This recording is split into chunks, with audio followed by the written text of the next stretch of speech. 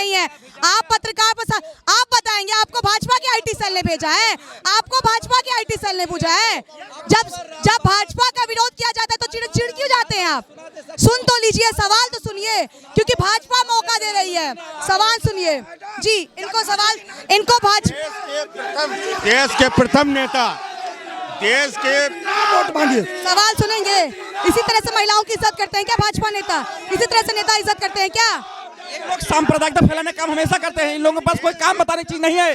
ये हमेशा सांप्रदायिकता फैलाने का काम करते हैं। इनसे जब आप सवाल करेंगे, केवल सांप्रदायिकता हिंदू बना मुस्लिम बना करेंगे ये लोग। सुरक्षा है क्या?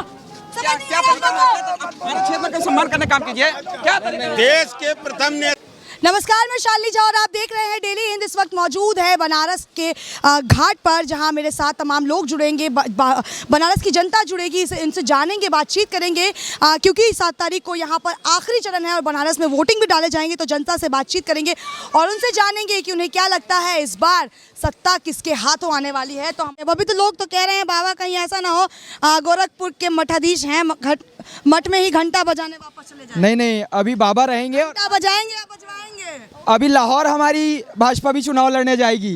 कुछ सालों में अगर लाहौर तक भी जाएगी। मतलब और पाकिस्तान को भी जोड़ने वाले हैं, खंड भारत बनाने वाले हैं, पूरा खंड भारत बनाने वाले हैं, पूरे विश्व में राज पूरे विश्व में राज करने वाले हैं। रशिया में अभी जब विवाद हो रहा है, यूक्रेन के साथ विवाद हो रहा है। चलिए, आपने रशिया का खुद ही जिक्र कर लिया, उसी पर सवाल पे आती हूँ। अभी कुछ स्टूडेंट्स को लाया गया था और कुछ स्टूडेंट्स वहाँ अभी फंसे, गुहार लगा रहे हैं, लेकिन प्रधानमंत्री रैलियों में बिजी हैं। क्यों उन पर क्यों नहीं उनकी हेल्प क्यों नहीं कर रहे? देखिए, घर में जब कार्यक्रम होते हैं तो किसी के घर में कार्यक्रम है तो वहाँ पर वो जाते हैं। अब यहाँ पर वो रशिया में अगर उनको बुलाया जा रहा है तो एक समझौते के तहत बुलाया जा रहा है। वो बोल रहे हैं। मैंने सवाल क्या किया, जवाब क्या दे रहे हैं? मैंने कहा वहाँ जो फंसे हुए छात्र हैं वो प्रधानमंत्री से गुहार लगा रहे हैं, उन पर प्रधानमंत्री जाकर उन पर क्यों नहीं बात करते हैं? बनारस के बेटे हैं मोदी जी, अगर यहाँ पर चुनाव हो रहा है तो वो आएंगे।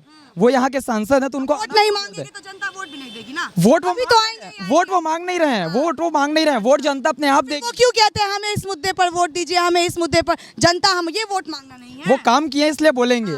काम किए अगर कोई बोला ना वोट नहीं। हाँ, मैंने तो आपको बताया कि वोट मांगते वो काम किया है। अगर टीचर अगर पढ़ा रहा है तो वो बताएगा, वो जो पढ़ा है वो तो बताएगा। अगर मोदी जी काम किए हैं, वो चीज को अपना गिना रहे हैं, काम को आएंगे पूर्ण बहुमत की। चलिए, इन्होंने कहा है गिनवाने। रोजगार पे पूरी तरीके से योगी सरकार विफल है। हम बता दें कि पत्रकारिता व जनसंचार विभाग कर रहे हैं, 3रा साल मेरा हो गया है।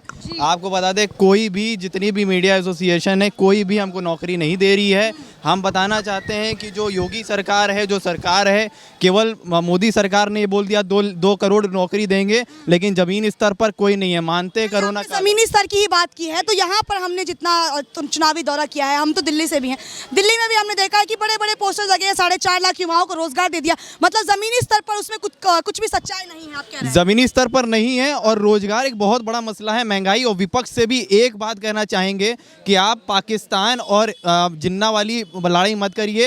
ये बीजेपी का स्ट्रॉन्ग पॉइंट है, आपको खिलाती रहेगी 4.5 साल तक, आप खेलते रहेंगे। आप अगर महंगाई और बेरोजगारी पे बात करेंगे, आप जीत भी सकते हैं, क्योंकि क्षितिज तक शौर्य गूंजेगा, स्वयं तिनमान बदलेगा, करो मां भारती की आरती, सम्मान बदलेगा। विवादों में उलझकर मत करो बीजेपी को धूमिल, क्योंकि अभी है मौका, तभी रोजगार बदलेगा और हिंदुस्तान बदलेगा। इसीलिए प्रयास है कि आप लोग इसी पे बात करें तो ज़्यादा सही है। चलिए, एक सवाल इसी से जुड़ा हुआ पूछती हूँ। अभी हाल ही में अयोध्या गए थे और हर बार जो है केवल राम मंदिर का मुद्दा उठता है, राम मंदिर पर वोट दीजिए, लेकिन वही नेता रोजगार पर आकर बात क्यों नहीं करते हैं, केवल राम मंदिर पर? रोजगार पे आकर बात इसलिए नहीं करते हैं क्योंकि मुझे लगता है बीजेपी बहुत अच्छी पार्टी है, लेकिन जो विपक्ष है वो कमजोर है। यहाँ मोदी ताकतवर नहीं है, यहाँ विपक्ष कमजोर है। अगर विपक्ष एकजुट हो जाए और सिर्फ महंगाई और बेरोजगारी घेरे तो बीजेपी, हमें नहीं लगता है कि जो 325 सीट जीती थी इस बार ऐसा दोहराते हुए बड़ी पार्टी हम पड़ी एक साथ वो इतनी सीटें लाते हुए दिख रही, तो 203 में भी वो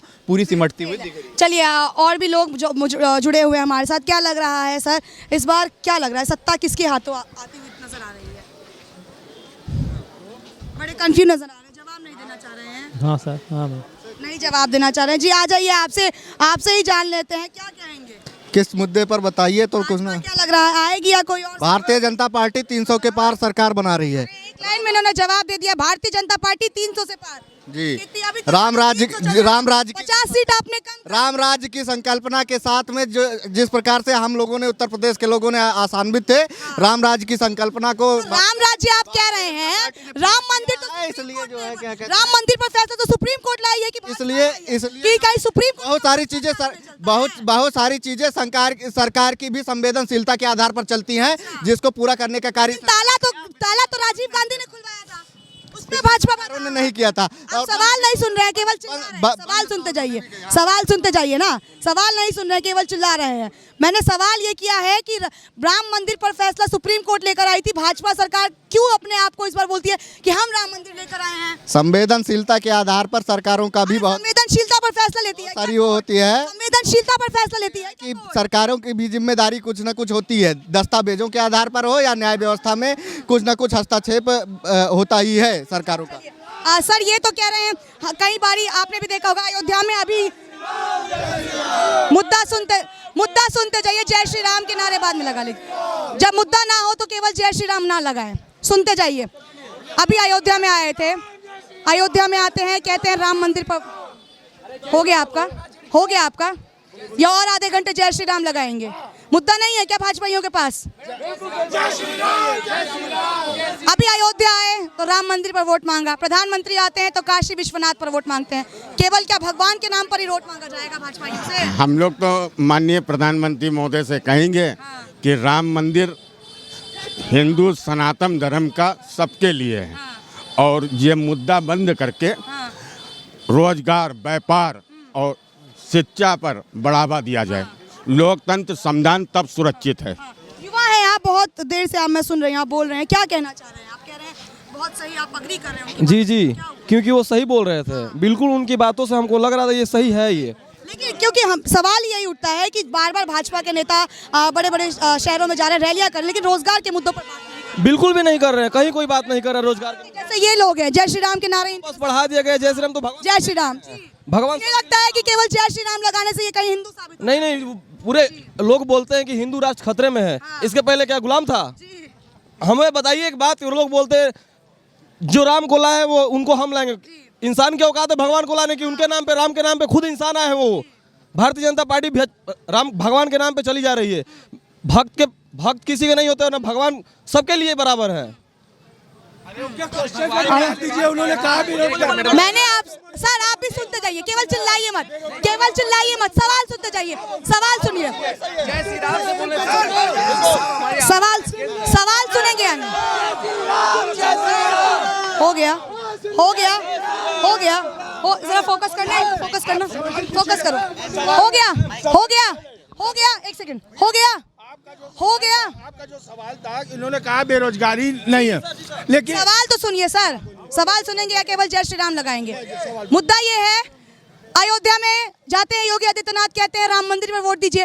काशी विश्वनाथ में पीएम मोदी आते हैं, कहते हैं काशी विश्वनाथ पर वोट दीजिए। केवल इन दोनों मुद्दे पर वोट मांगेंगे क्या? रोजगार के नाम पर आप रोज एक मिनट सुन ले, रोज जवाब आप न्यूज देखते हैं क्या? न्यूज देखते हैं क्या?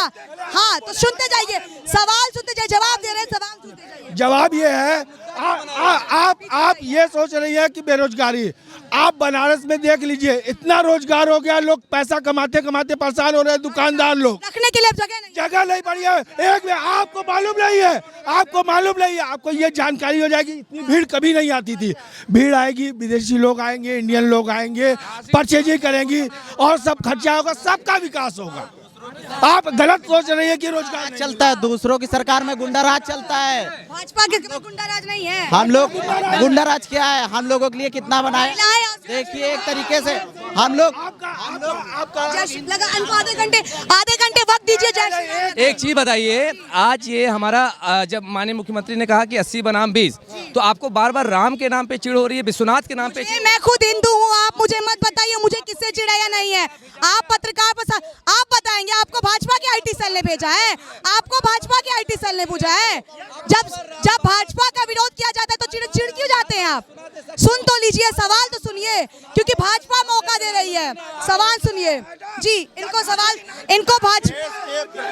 देश के प्रथम नेता, देश के सवाल सुनेंगे, इसी तरह से महिलाओं की इज्जत करते हैं क्या भाजपा नेता? इसी तरह से नेता इज्जत करते हैं क्या?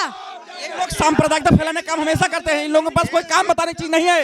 ये हमेशा सांप्रदायिकता फैलाने का काम करते हैं। इनसे जब आप सवाल करेंगे, केवल सांप्रदायिकता हिंदू बना मुस्लिम करेंगे ये लोग। महिला सुरक्षा है क्या? क्या तरीका है? मेरे क्षेत्र का सम्मान करने का काम कीजिए। क्या तरीका है? देश के प्रथम नेता इन लोगों का यही तरीका देख लीजिए। क्या तरीका है? आप सीनियर हो तुम इतने। शुरू करो यार। देश के प्रथम नेता अखिलेश यादव हैं, जिन्होंने देश के प्रथम नेता। शायद इन लोगों, मैं अपनी जनता को बता दूं, शायद भाजपा के बहुत बड़े अंधभक्त हैं। इनको भाजपा पे सवाल उठाते तो ना शर्म, इनके पास जवाब है नहीं, तो इसलिए केवल जय श्री राम के नारे लगाना शुरू कर देते हैं। देश के प्रथम नेता श्री अखिलेश यादव हैं, जिन्होंने कहा है लोकतंत्र संविधान को बचाने का काम जो लोग करें वो समाजवादी पार्टी को वोट दें। और जो लोग मोदी सरकार गरीबों के लिए क्या किए हैं? जो गरीब है और जो अमीर है। 1 रुपया गरीब कमा रहे, 2 रुपया दुकान, फिर ये जय श्री राम के नारे लगा रहे हैं। पता नहीं क्यों लगा रहे हैं।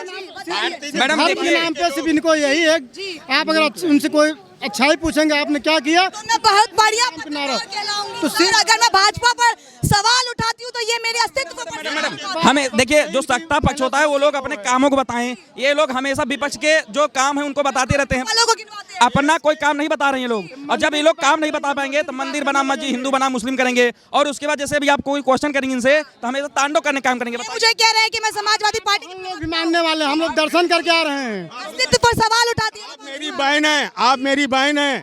देश में प्रधानमंत्री नरेंद्र मोदी जी ये क्यों नहीं कह रहे हैं, जैसे अखिलेश यादव ने कहा कि गुंडागर्दी बदमाशी करने वाले समाजवादी पार्टी को वोट ना दें। ये हमारे नेता ने कहा है।